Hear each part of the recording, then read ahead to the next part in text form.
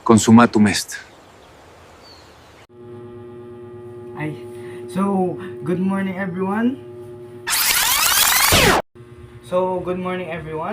My name is Adrian Valio, and before we start our lesson ngayon is let us all just pray. So, may magka-flash dyan sa screen na magiging prayer natin. So, let's bow our head and feel the presence of the Lord. Lord Jesus, we thank you for the gift of life today. You allow us to have another day to praise you and see your glory. Bless us, Lord, with your wisdom as we begin our class. Help us to focus our hearts and minds on what we are about to learn. Guide us by your Holy Spirit as we think and listen. Lord, we are declaring victory, and let your will be done in our lives. We ask all this in the mighty name of Jesus. Amen. Okay, thank you so much. So, before we start, let's do have a short activity. So, nakikita nyo yung nasa screen, which is may mga heroes, Philippine heroes, mga may superheroes, may superpowers. So, yan. So, based that is ano yung magiging activity natin. So, ang magiging activity natin is all about mirror heroes. From the word mirror hero is i-relate mo yung sarili mo sa isang hero. Like, kunyari ako, gusto kong maging si Jose Rizal. So, ganon. And bibigyan ko kayo ng sagutan, short paragraph lang or short sentence, bakit napili nyo yung hero na yon, and ito yung magiging tanong. So, if you will be given a chance to become a hero, who will you choose to be and what problem in our society will you choose to solve using your power and your normal abilities? Diba? Dalawa, pwedeng superheroes or pwedeng normal person. So, if you were given a chance, sino yung pipiliin nyo? So, screenshot nyo lang yung screen na, yung nasa screen, and try nyo yung sagutan. So, thank you so much. So, punta tayo sa ating magiging topic, which is Gen Ed 12, The Life and Work of Rizal, Chapter 1 to 6, presented by Group 1. So, sino itong mga Group 1 na to? We have Adrian Balo, which is me, and Niljoro Centeno, Crystal Galang, Maika Bea Fortes, Alessandria Miranda, Cian Andrew Sabado, Jelica May Macaranas, and Jersa Lumibaw. So, yung mga yan is kami yung magiging presenter ng chapter 1 to 6. And ako yung mauna, which is chapter 1, why Jose Rizal as national heroes, or why Filipinos consider Rizal as national heroes. So, ako yung unang magdi-discuss ng chapter 1. So, ayan. Why nation have heroes? So, bakit nga ba may mga heroes ang mga bansa? So, and also, bakit may heroes na tinatawag? So, for me lang na kaya merong mga heroes yung mga bansa, or yung may mga heroes because the world needs to be saved, or the world needs a savior. So, for me, ang top tier na savior talaga natin is si God. And yung mga binabanggit dito, like mga human being, is sila yung soldier of God. So, they become also heroes because soldiers sila ni God. And next, malalaman natin bakit nga ba may mga heroes ang mga bansa and bakit may heroes. So, introduction tayo. So, why nation have heroes? So, first of all daw is pwedeng maging mythical or legendary. Tama nga naman. Kapag mythical is story lang siya, or from the word mythical, myth. Alam yung myth is hindi makatotohanan ng story, di ba? So, sa Pilipinas, sino nga ba yung mythical hero natin? Pwede si Bernardo Carpio, di ba? Pwede si Bernardo Carpio. So, bakit siya naging heroes? Kasi ang isang heroes is nagbibigay siya ng inspiration sa atin. And si Bernardo Carpios, nagbigay din siya ng inspiration sa atin na kung kaya niya makipaglaban, kaya mo din. Okay. So, like, ang mga Greek mythology, mga mythical heroes yung mga yan. So, pwedeng si Apollo, si Zeus, Poseidon, yung mga yan, di ba? Nagbibigay sila ng mga inspiration sa atin. So, like sila Athena, sila Aphrodite, like, di ba kapag Athena, sabi natin, knowledge, wisdom. So, if kaya may wisdom si Athena ng ganun, is kaya mo din, di ba? And, isa pa, legendary. So, may mythical tayo and meron tayong legendary. So sa legendary naman is pwede sila Bruce Lee. Di ba si Bruce Lee? Ang meaning ng legendary kasi is may mga na-provide siya na parang extracurricular na abilities. Like kaya niya lahat, ganon. Sa China ba yon or saang lupalop man si Bruce Lee is nagbigay siya ng inspiration sa mga bata at mga matatanda na kung kaya niya magkarate, kaya mo din, di ba? Kaya nga, heroes is inspiration.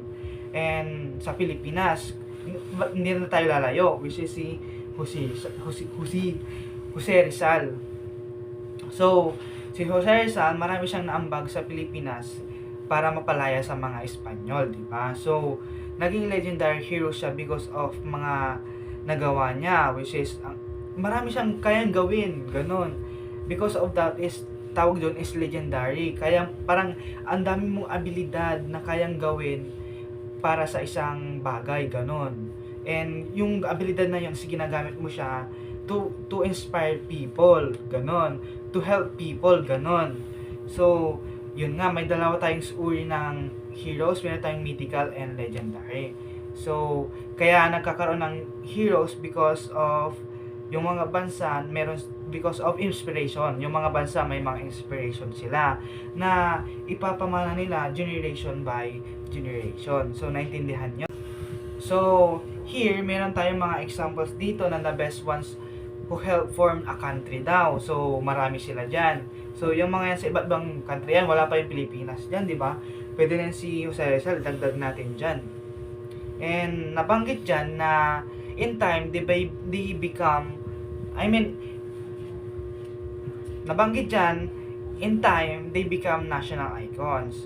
Bakit nga ba naging national icons? Kasi nga, ang pagiging isang hero is tumatatak ka sa mga puso at isipan ng tao. So, parang artista lang yan. Kunyari, sumikat ka, tapos nagtuloy-tuloy yung kasikatan mo. So, naging megastar, diamond star, at multimedia star, yung mga ganyan, blockbuster star, yung mga ganyan. So, because of that is nakikilala ka or natatandaan ka ng natatandaan ka ng mga tao.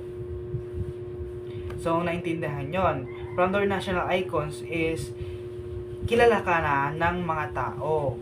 So, kunyari sa bansang Pilipinas, meron tayo kapag binanggit yung pambansang bayani ng Pilipinas. Sabi natin, Jose Rizal po, ma'am. Jose Rizal yan. O, diba? So, Jose Rizal is our national hero icons, diba? Naintindihan yon. So, next is, having heroes is important in the history of every country. So, importante talaga ang heroes. Kaya sabi ko kanina, the world needs to be saved and the world needs a savior. Even though we have God, meron siya ipapadala sa atin na soldier para iligtas tayo sa mga mangyayaring mga masama, ganon. And first bullet natin is to become a hero or in a country, you must be demonstrate the best of what a person can be. So, sabi ko nga rin kanina, ang pagiging isang hero is magbibigay ng inspiration yan, pagbibigay ng inspiration sa mga tao. So, naintindihan yon. And second bullet, which is those person place the welfare of their countrymen above their own and they work for the general good. So, ibig sabihin dyan is, kahit na anong mangyari man sa buhay nila, malugmok man sila, is uunahin pa rin nila yung bansa or yung tutulungan nila. Hindi nila inuuna yung sarili nila. So, kung gusto mong maging hero is selfless ka. Hindi mo unahin yung sarili mo, unahin mo yung ibang tao. Ganun daw ang pagiging isang hero. And nabanggit ba dyan na a true hero developed and manifested strong conviction. So, from the word strong conviction dyan is may paninindigan ka na, kunyari, nawawalan ka na ng ganito, may mga balakid na umaano, and may mga humaharang doon sa gusto mong ipaglaban, pero itutuloy mo pa rin siya. Parang ang lakas ng paninindigan mo na ituloy yung ganun, like matatag ka. You have the strong conviction, ganun. So, kung gusto nyo maging hero is wag kayong susuko sa buhay. Maging strong kayo. So, naintindihan yon. Next is Port Bullet. He lived by this conviction even at risk at the cost of losing his life.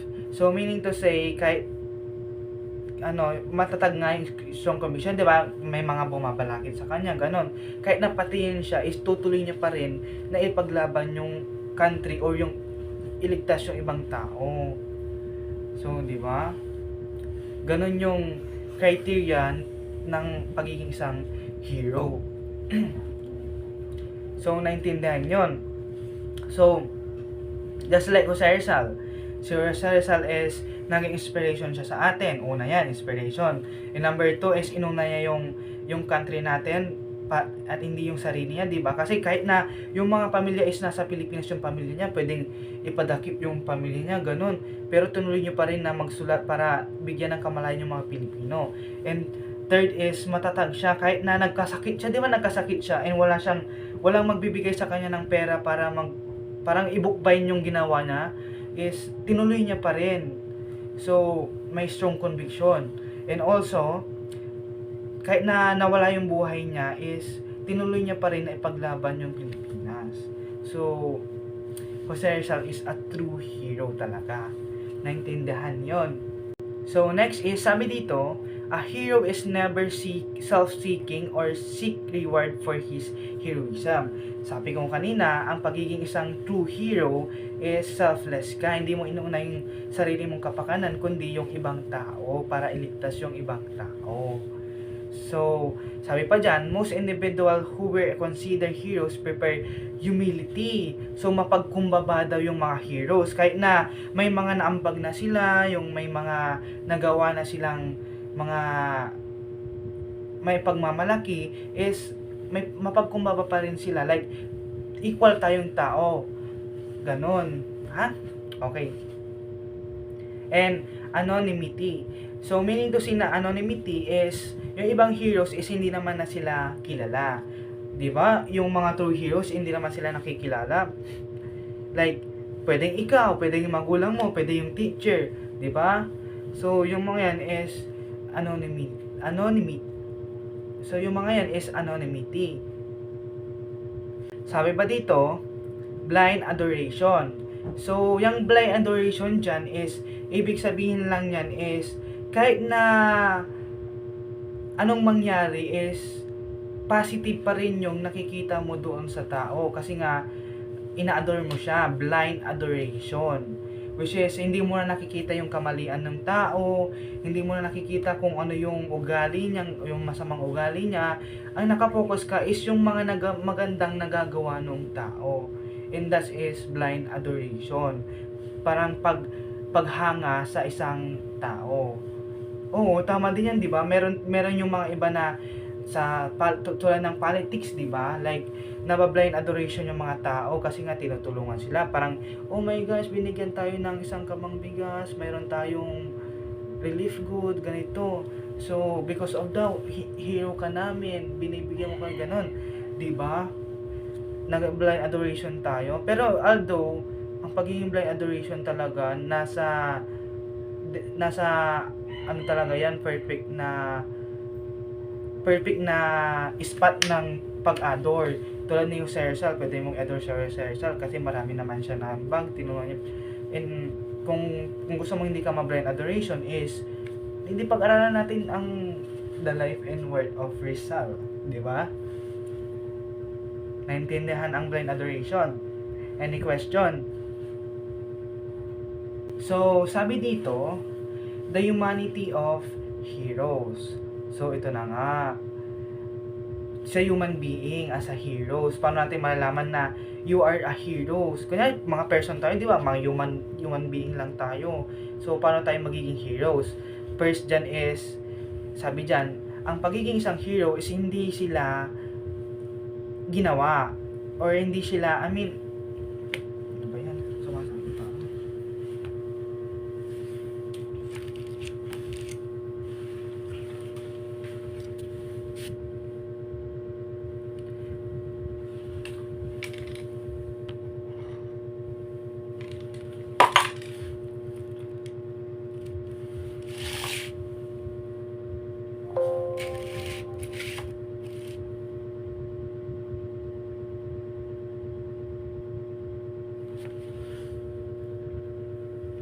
So, ayan. The humanity of heroes. So, paano nga ba natin malalaman na isa kang heroes? And bakit nga ba may heroes? So, sabi dyan, ang heroes is hindi sila born automatically. They are made. And also, hindi lang naman mga heroes yung made. Pwede rin yung mga villain, di ba? As a chaos na lang or balance of the world. And sabi pa dyan, heroes like any ordinary human being. Oo. Yung mga heroes is mga tao lang din sila. And nagiging heroes lang din sila because of product of time. Sa oras yan. So, tulad ng mga nung pananakop ng Spaniards, mga Amerikano, and Japanese, di ba? Nagkaroon tayo ng iba't ibang hero. So, ang hero is a product of his time. So, kung ikaw dyan, pwede kang maging heroes by the product of time. Malay mo, magkaroon ng crisis, tapos ikaw, tutulong ka, di ba? Oh. And also, sabi pa dyan, is a product of his environment. Tama nga din. Kasi nga, kunyari, nangangailangan yung isang society or yung kinabibilangan mong lugar. So, by that is, gusto mong tumulong ganun, nagiging isa kang heroes. Diba? Tulad ng Pilipinas, kunyari kailangan ng Pilipinas ng ganito ganyan, so nagiging product yung isang heroes because of environment din. Kasi kung kunyari, kung okay naman yung environment, walang magiging heroes. And kung masama yung environment, meron tayong mga mag-stand up para tulungan or ayusin yung problema. And sabi ba dyan, heroes are made because they responded to call all times. So, similar lang din yan sa product of time. So, kapag yung isang lugar is nangangailangan siya, may mga mag-stand out dyan para tumulong. Diba? And sabi pa dyan, not born as saint. Tama nga din naman. Hindi naman mga santo yung mga heroes. Nagiging santo sila siguro kapag lumipas yung panahon, tapos nawala na sila, and marami silang mga fans, tulad ni Sir Rizal, di ba? Meron tayong mga Rizalista na tinatawag. So, by the product of time din yan, nagiging saint sila. Pero, kung ako man yung ganyan is, hindi ako agree na tawagin silang as saint, kasi they are human beings lang din. Para saan pa yun pagiging human beings nila? And yan yung susunod. Heroes are actually ordinary human beings who face challenges in an extraordinary response. So, para saan yung pagiging human being nila kung ituturing mo siyang saint, di ba? Or like God, ganun. Di ba? So, for me, ang heroes, kunyari, kung sinabi yung God, si God yan. Pero kapag yung mga ordinary human people, parang above the line na yun, or lumagpas ka na dun sa yung sa pagiging pantay mo as human being. Parang hinigitan mo na yung naging disrespectful ka na dun sa sa gumawa sa atin. Naintindihan ba yon? The humanity of heroes. Criteria for hero. So, ito natin. Criteria natin, paano natin isa-select na isa siyang heroes. Ganon. So, tulad ni Jose Rizal, gagawin natin yan mamaya. How did Rizal become a hero? So, paano na nga ba naging hero si Jose Rizal? Diba? Kasi ngayon, pag sinabi mong pambansang hero ng Pilipinas, pambansang bayani ng Pilipinas, Dr. Jose Rizal po, ma'am. Dr. Jose Rizal po. 'Di ba? So, paano nga ba siya naging hero? So, alamin natin. Ayan. So, si Jose Rizal ay ginawa siyang national heroes ng Pilipinas. In-establish siya by a formal law.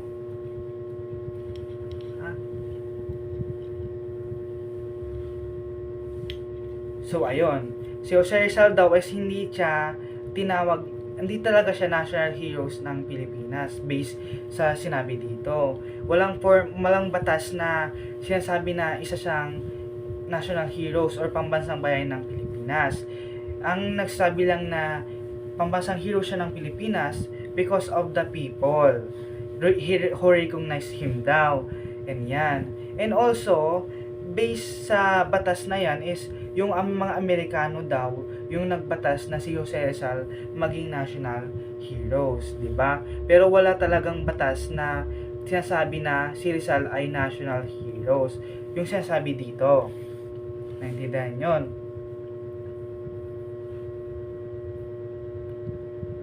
Pero kung tutusin, may batas naman talaga, pero yung Amerikano yung gumawa, which is yung pinagdi-debate nila dati.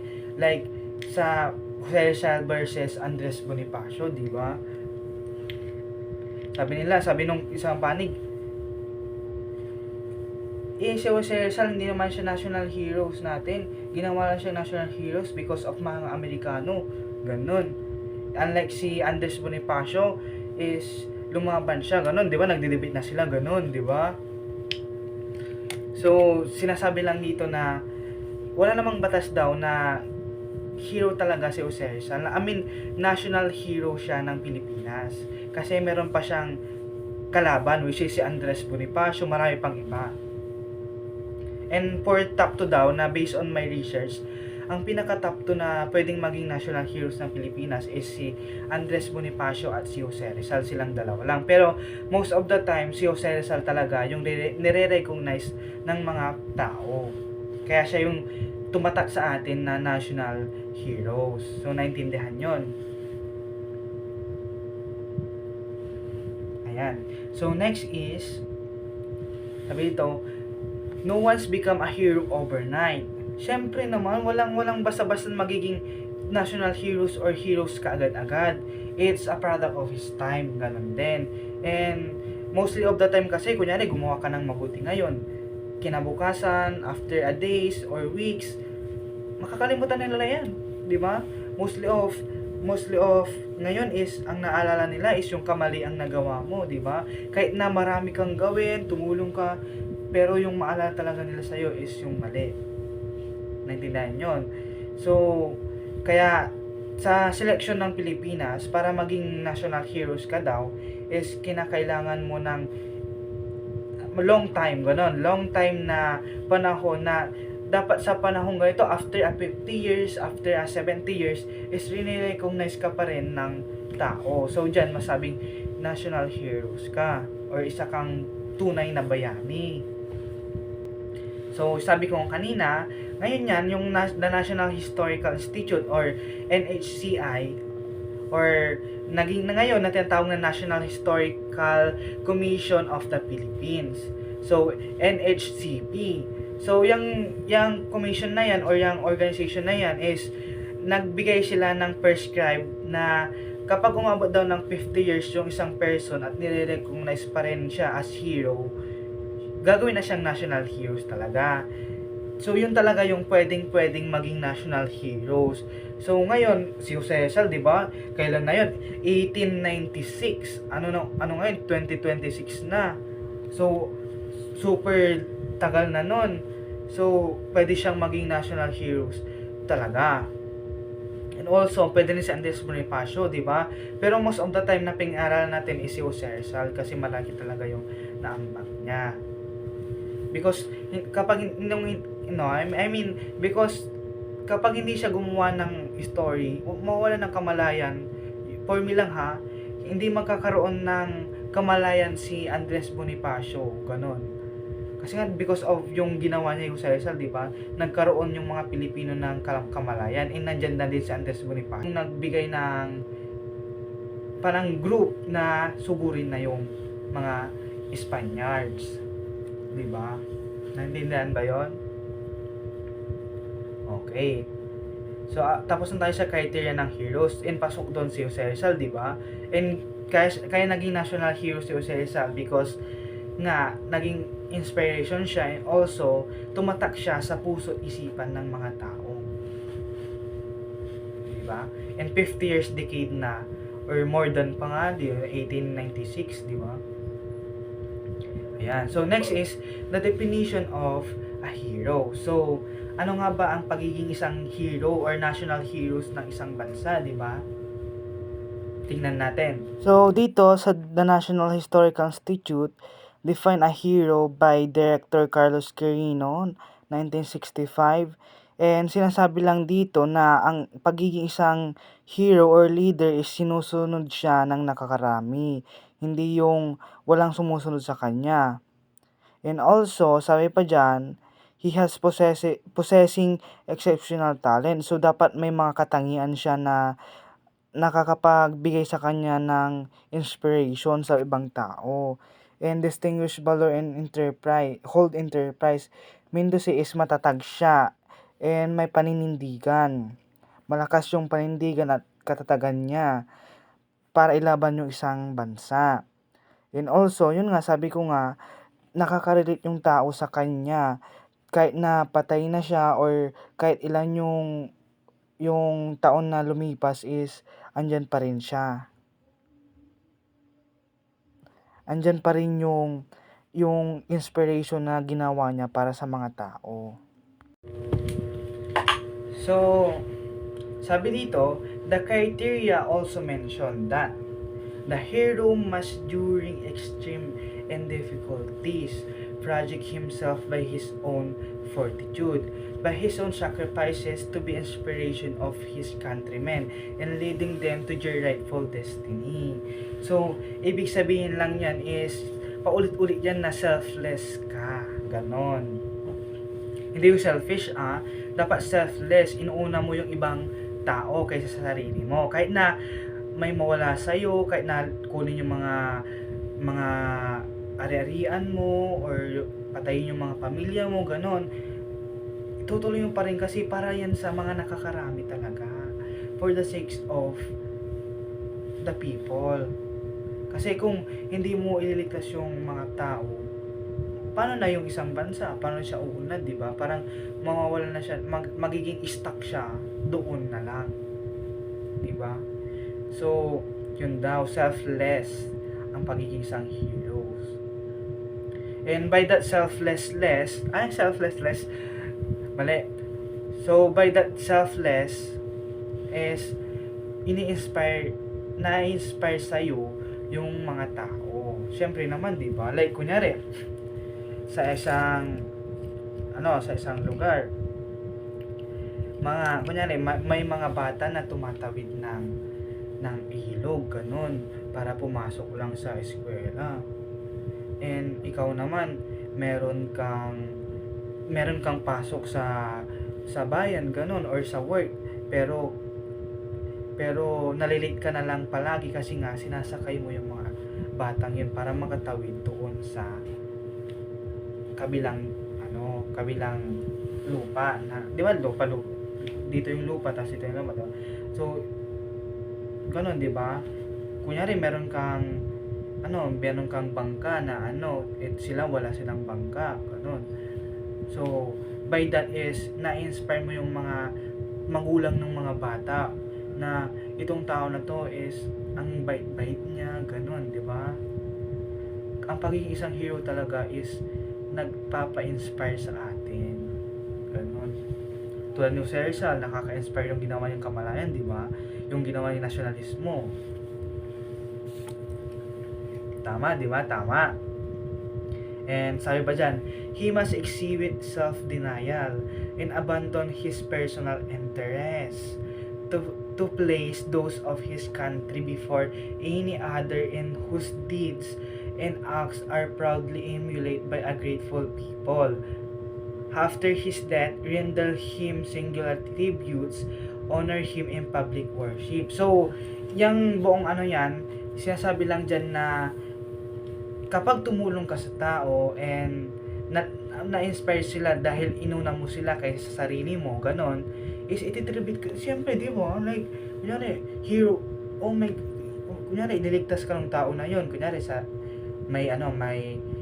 may barilan, ganon, or mamumunggo ka na ng bus or motor, ganon. Pero ito naman siya, tinulak ka para maligtas ka, and siya yung natigo, ganon.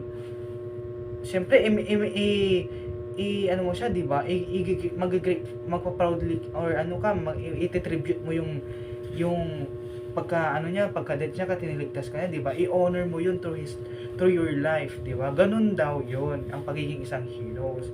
Is dapat, meron kang maaambag na makaka-inspire sa kanila, and by that inspiration, yung nagawa mong yan, natulungan mo sila, is ititribute ka nila forever, ganon. Tulad ni Jose Rizal, yung nagawa niya, di ba? Tinitribute siya hanggang sa ngayon. So, naintindihan yon yung criteria ng pagiging isang hero, and pasok dyan si Jose Rizal, di ba? Meron pa tayo dito. Kung gusto talaga nating ma-examine talaga na consider as national heroes, si Jose Rizal, una dyan is the extent of the person's sacrifices for the welfare of the country. So, needs nating, or kailangan nating malaman yung sacrifices or yung mga ginawa niya bago natin siya i-consider as national hero. So, kaya natin siya pinag-aralan, di ba? And also, motives and method. So, ano nga ba yung motibo ni Jose Rizal? Ganon, di ba? Ano nga ba yung deal nun sa kanya? May ambag ba yun sa kanya or wala? Ganon. Kailangan natin malaman talaga yun, kasi kung pansariling interest na yun or para talaga sa atin. So, kapag magsasalit ka ng hero is kailangan mo munang malaman yung sacrifices niya and yung motibo niya sa ginawa niya, gano'n, or sa gagawin niya. So, number 2 yun, palaging tandaan. Sacrifices, or yung natulong, and yung motibo niya. So, naintindihan yun. And third is the moral character. So, yung moral character dyan, sinasabi lang dyan is kailangan nating malaman kung ano yung pag-uugaling meron niyang tao na yan. Siyempre, kunyari, pasok siya sa may mga sacrifices, tapos may motive siya sa bansa, pero ano yung moral character niya? Masamang tao ba siya? May masamang ugali ba siya? Mabuti ba siyang tao? Ganon. Kung masamang tao yan or masamang ugali meron siya, i-consider mo ba siya as national heroes? Di ba? Hindi na, no? Kasi parang overthink naman na yun, di ba? What if ginawa niya lang yun para sumikat siya, ganun, di ba? So kailangan nating malaman yung moral character of the person. So pasok diyan si Jose Rizal, di ba? Mabait na tao, di ba? Short-tempered lang siya and womanizer, pero mabait na tao yan. Siyempre alam natin yan, di ba? Mag-timetable tayo, charot lang. So naintindihan yon. And lastly naman dyan is the influence of the person. So, sabi ko nga palagi, yung pagiging nakaka-inspire na ginawa niya or nakaka-inspire siyang tao. So, yung selection na yan is pwede ka talagang tawagin as hero. Oh my gosh. Unahin natin, sacrifices. Kayo, tingnan nyo yung mga sacrifices nyo, mga natulong nyo sa ibang tao. Baka pasok na kayo sa pagiging isang national heroes, di ba? And pangalawa, yung motive. Motive mo bang tumulong or para sa pansarili lamang? Diba? Number 3, ano ba merong ugali ka? Ay, ugali agad? Wala, hindi na tayo pasok. Ay, charot lang.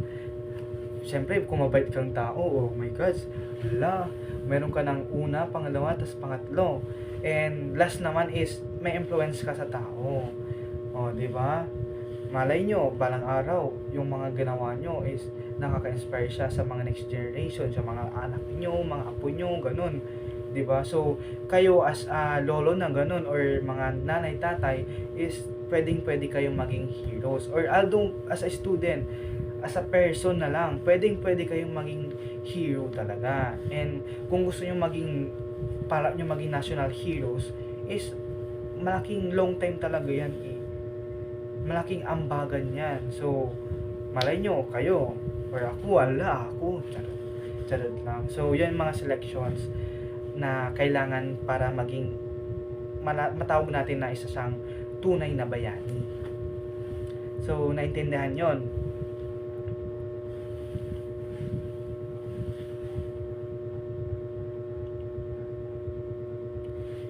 Okay.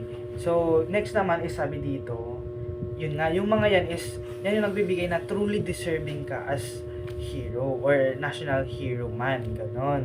And kasi mostly ngayon yung heroes is na-overuse na daw yan.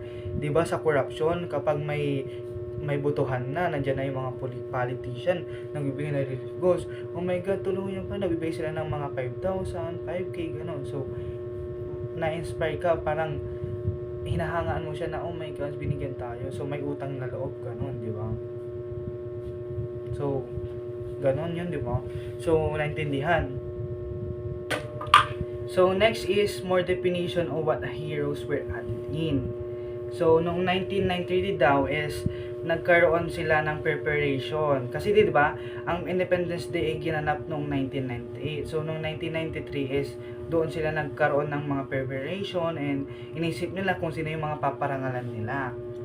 And on March 28, 1993 yun, di ba? Si Sir Fidel Ramos is nagbigay siya ng ng executive order na number 75 na yung mga National Heroes Committee, sila yung magbibigay na or magse-select ng mga heroes, ganon. Sila yung mag-aaral kung sino yung mga paparangalan na heroes. So, nung June 3 daw, 1993, ulit, nagkaroon sila ng meeting yung mga historian. So, inatayan na yan ni Onofre de Corpus, Carmen Guerrero Pil, Dr. Samuel Caytan, Dr. Marcelino Poronda, Dr. Alfredo Lagmay, Dr. Bernardita Archer Chil, Dr. Serapin D. Quezon, and Professor Ambed R. Ocampo and Minerva Gonzales. So, inatayan yan ng mga historian. And sabi ni Dr. Corpus, sumagot siya.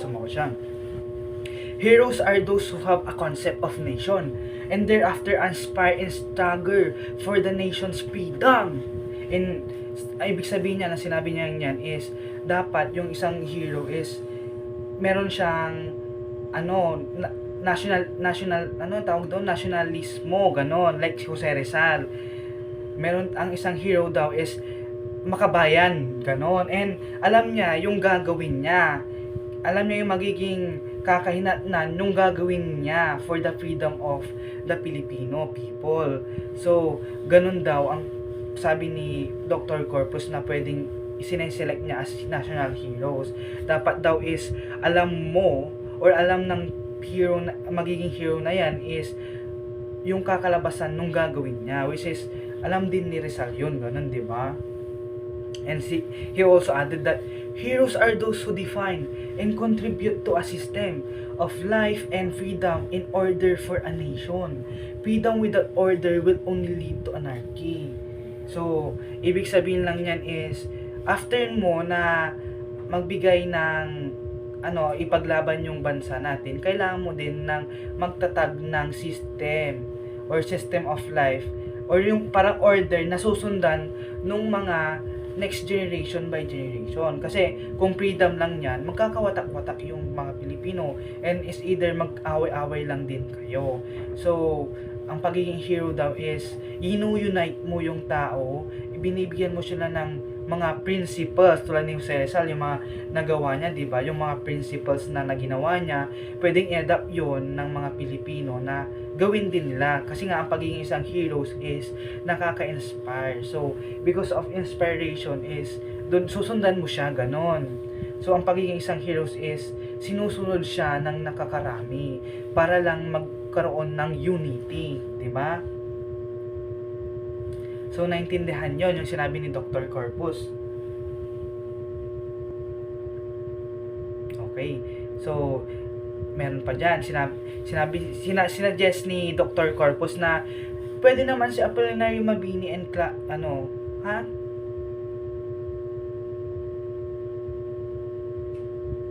Okay, sinuggest ni Dr. Corpus and Claro M. Recto na si Apolinario Mabini daw yung pwede doon sa gusto nila. So, yun yung sinuggest ni Dr. Corpus, si Apolinario Mabini. Dalawa sila, si Claro M. Recto at si Dr. Corpus, silang dalawa nagsuggest na si Apolinario Mabini daw yung maging national heroes. And next, an important element in considering heroism is the person nationalism. Yun nga, para kung gusto nating malaman na national hero talaga siya, maging truly hero natin sa Pilipinas, kailangan makabansa siya, 'di ba? Palagi nga yan, makabansa, makakalikasan, 'di ba? Makabayan, ganun, 'di ba? So, according to the group nung nag-meeting sila, sabi nila na a national hero is someone who embodies a concept of nationhood, which is makabansa or makabayan, and actively strive for the nation's freedom, guided by a strong national identity. National identity, Pilipino din dapat. Ganon. And he is willing to sacrifice. And yung pag-sacrifice niya, hindi lang sa isang lugar, kundi sa buong Pilipinas. And sinuggest din nila na pwede dyan, pasok na pasok daw si Jose Rizal. Sumunod si Andres Bonifacio, Graciano Lopez Haina, and Marcelino H. Del Peral. So, silang apat yung sinuggest nung meeting na yan. So, naintindihan yon. So, a hero is a part of a hero is a part of people expression. So, meaning to say is nakaka-relate daw yung mga tao sa kanya. So, kung pipili tayo ng magiging isang hero daw, sabi nung National Committee is dapat nakaka-relate yung mga tao sa kanya. And sabi dyan, it also said that a process of people internalization is needed to develop the recognition of who is a hero. Yun nga. So, dapat daw, yung tao yung mag-recognize or mag-process na gawin yung isang hero na hero talaga siya. So, tulad ng ginawa natin kay Jose Rizal, di ba?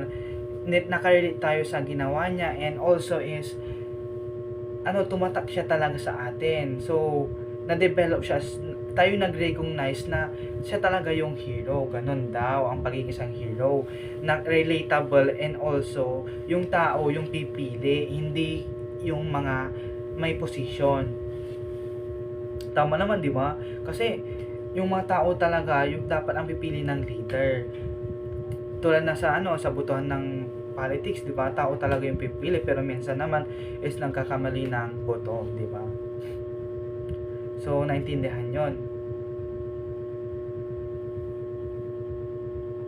And nabanggit dito ng National Committee, a hero thinks of the future, especially the future generation.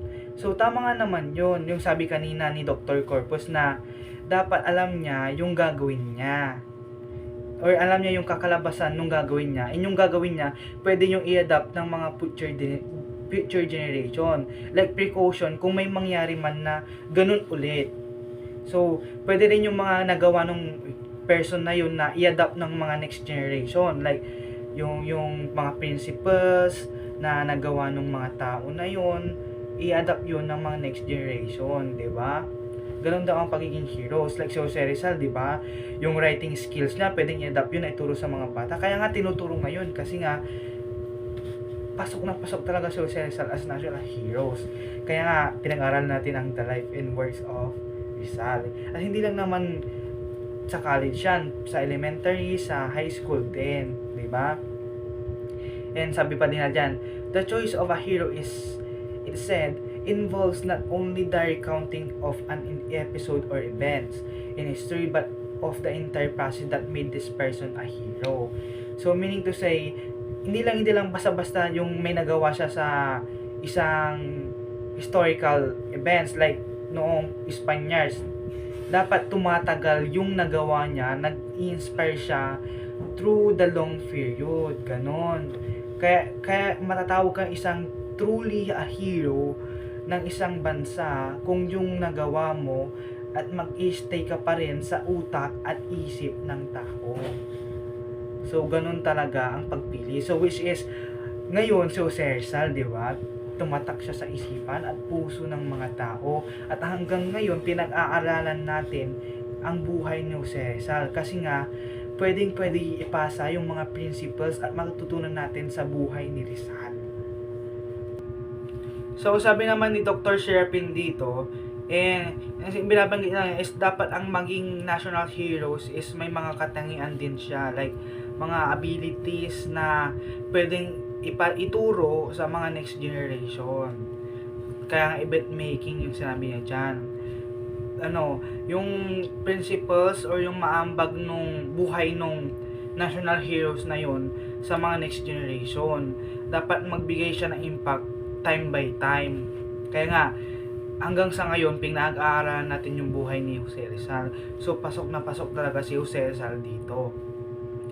Kasi si Jose Rizal may mga, function of thought. Ngayon, may maraming ideas, in scientific and artistic siya. May ganun, marami siyang katangian na pwedeng ipamana, na ituro sa mga next generation para ma-inspire pa yung mga susunod na generation. Yung sinasabi niya, ang pagiging isang national heroes is nagbibigay siya ng impact because of her mga katangian.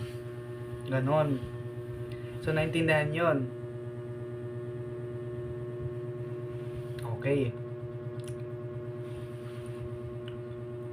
So, dito naman, nagkaroon tayo ng Rizal Day and Bonifacio Day. Rizal Day is December 30 and Bonifacio Day is November 30. And yung Rizal Day na yan is dineclare niya, not totally na official declare, pero dineclare ni General Emilio Aguinaldo noong December 20, 1898 na maging national heroes or pinangaranan niya si Jose Rizal noong December 30. And binatas niya naman yung Republic Act number 2946 noong February 16, 1921. So, yung dalawang yan, alam nyo ba na yung dalawang heroes na yan is pinagbabatihan pa rin nila hanggang sa ngayon. Kasi nga merong batas na Jose Rizal ang national heroes natin, pero hindi nga lang siya recognized ng tao, ganun daw. Pinagdidebate nila na hindi naman Pilipino ang nagsabi na national hero si Jose Rizal, ganun yung sa kabilang panig. Yung kabilang panig naman, kahit na hindi naman Pilipino, maraming naambag si Jose Rizal, ganun. Nagdidebate pa rin sila hanggang sa ngayon. So, wala talaga tayong national heroes. Nagkaroon tayo ngayon because of recognition. So, at the end of the day, nirecognize pa rin natin si Jose Rizal as national heroes. So, yun. Kaya, ngayon, ang naging top 1 national heroes natin is si Jose Rizal, sumunod si Andres Bonifacio. So, hanggang sa ngayon, ang naging national heroes natin is si Jose Rizal. Pero not totally na binatas na siya ang national heroes, pero siya ay na-recognize natin. Which is, yun nga yung nagsabi na a true hero is recognized by his belongings or by his community, ganon. And noong October 28, 1931, which is doon naman binatas yung Republic Act number 30/27, which is yan yung National Heroes Day. So meron tayong June 12 Independence Day, November 30 Bonifacio Day, December 30 Jose Rizal Day, and October 28, 1931, which is the National Heroes Day, which is last Sunday yan ng August. Every last Sunday daw. Binatas lang siya noong 1931, October 28, binatas yung Republic Act number 3827, which is every last Sundays ng August, sineselebrate natin yung National Heroes Day. Yun lang yun. And last naman is yung Ninoy Aquino Day, which is inassign siya or sign siya Republic Act number 9256 noong December 25, 2004, and sineselebrate daw siya tuwing August 21, which is kaya naging hero si Ninoy Aquino because of pinalaya daw niya tayo sa dictatorship ni former President Ferdinand E. Marcos, which is pareho silang president, pero yun nga recognize nila si Ninoy Aquino kasi nga pinalaya tayo sa dictatorship ni President Ferdinand E. Marcos. So naintindihan yon. And lastly, which is the popular acclamation. Paulit-ulit ko itong binabanggit o sinasabi nung una pa lang na ang pagiging isang hero is recognized ka by the people around you. Hindi yung ikaw yung magdedikta na hero ka, or hindi sila yung mga nasa kataasan yung magdidikta na hero ka. Dapat yung people, which is yung nangyayari ngayon, si Jose Rizal yung nire-recognize natin. Kahit na binatas na ng mga Amerikano na siya, at the end of the day, nirecognize natin siya, ganon. So, for me lang, top tier natin na national hero is si Jose Rizal, sumunod si Andres Bonifacio. And by that is soldier lang naman sila ni God. Si God at God pa rin yung magiging hero natin, our savior. And naging soldier niya lang si Jose Rizal at sila Andres Bonifacio. So, popular acclamation. Why Jose Rizal considered as national heroes of the Philippines? Because of popular acclamation. So, thank you so much. Yun lamang yun. Di mo ba ako nilisan?